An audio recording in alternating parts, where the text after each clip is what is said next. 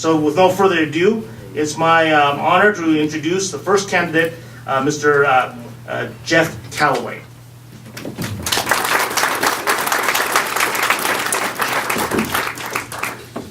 Thanks, John. It's a pleasure to be here tonight. I've really got to thank everyone that organized this. Again, I'm looking forward to many more of these debates and sitting up at future head tables with my other opponents and friends and candidates in the Wildrose Party as well.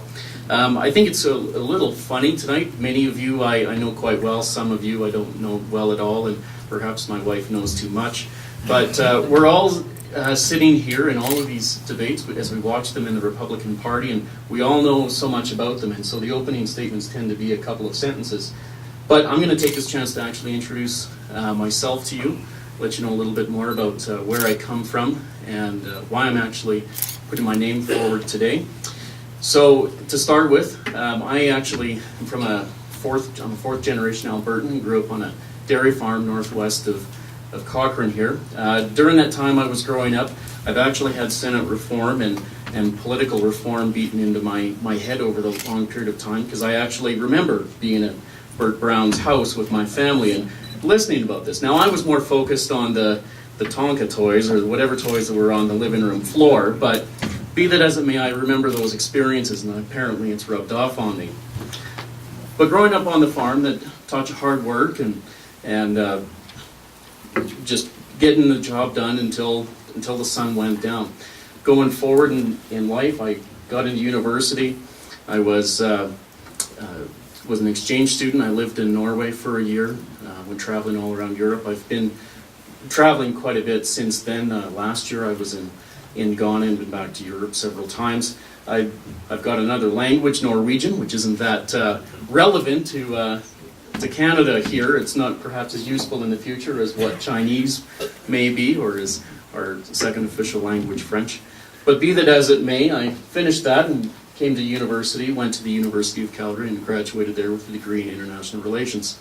That was probably where I first became involved in politics, through the Reform Club on campus, and was heavily involved there and did bus trips and campaigns out to Saskatchewan for by-elections and got involved with the party.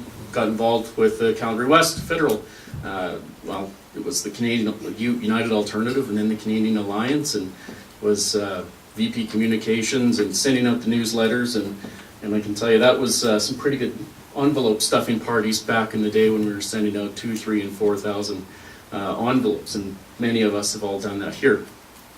Learned a lot. That was Rob Anders' constituency. Learned a lot from him, and it was probably at the UA convention where he actually taught me a pretty good lesson, which was if at the very end I was sort of reviewing how the events had gone through that convention, and he said, you know, if it's not for you, then who was going to step in and take hold and try and shape our future?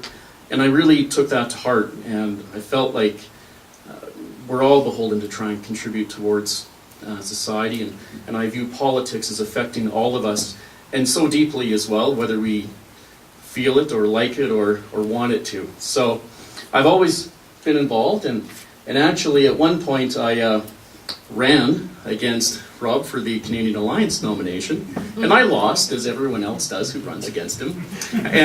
But I actually like to try and think that I was keeping his skills sharp, because he ran. Alison Redford challenged him the next time, and he beat her as well. But in any case, I did learn a lot through that process, and I actually look back on that as a blessing in disguise. I was well into my finance career at that point, took the step up and became an investment advisor. I started working with clients and executives downtown. They were putting together oil companies and building businesses just in the typical good spirit of regular Albertans.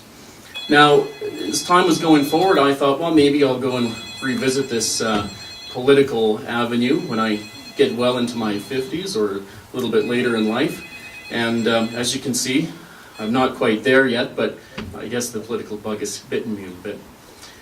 What ended up happening is I became the president of the Wildrose Alliance as I saw the royalty review framework be instituted and saw how that was affecting people.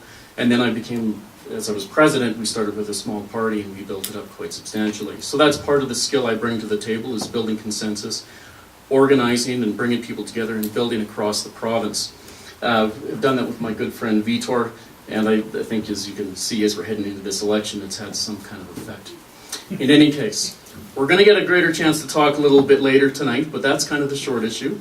And I'll leave why I'm running to hopefully your questions that come. Thanks. We'll talk to you soon.